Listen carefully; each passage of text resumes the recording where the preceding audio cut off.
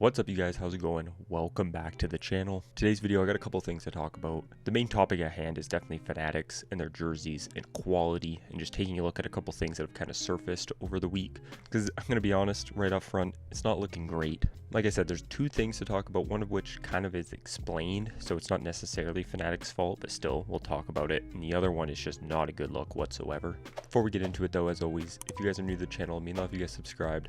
Like the video if you enjoyed. Let's get in.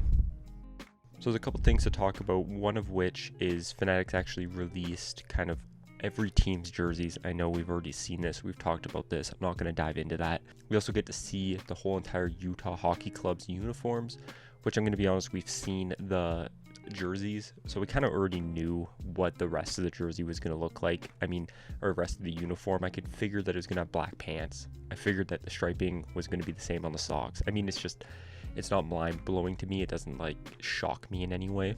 I actually kind of like them. I know they're very, very basic. I haven't fully given my thoughts on these jerseys specifically.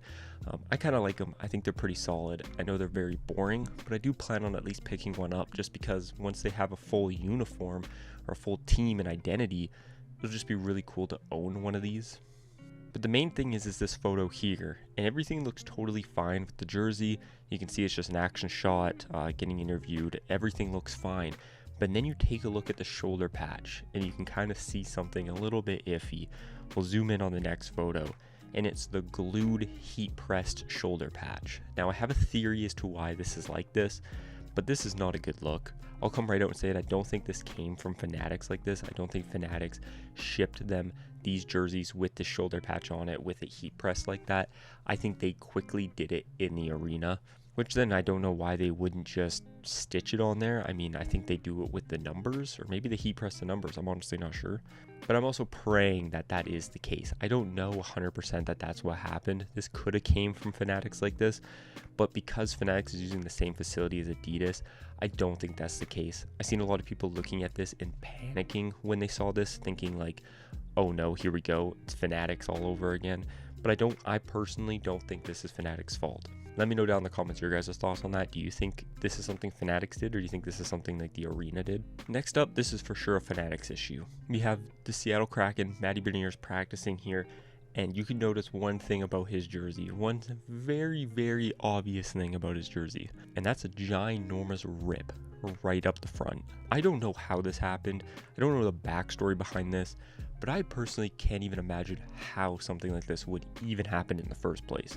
Like, how are you practicing and you rip your jersey? Like, to me, that just seems so mind-blowing. Like, I don't see how that happens.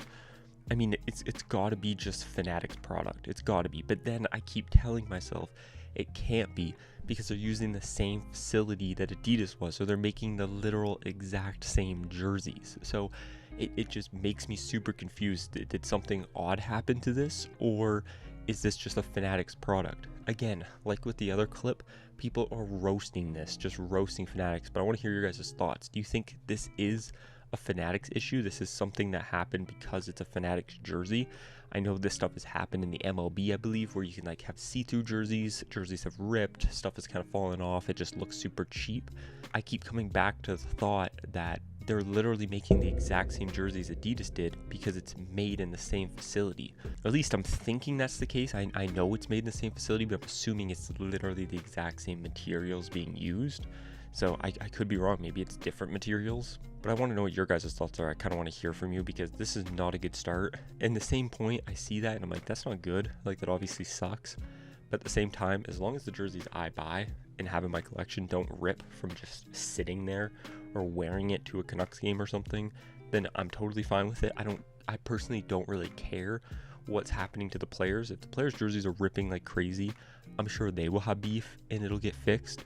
But like, as long as my jerseys are fine, then we're all good. But yeah, let me know down in the comments your guys' thoughts on all of this. It's definitely a bad look so far for Fanatics, even though they've done so much good off the bat. But yeah, like I said, let me know your guys' thoughts. I'll talk to you in the next one.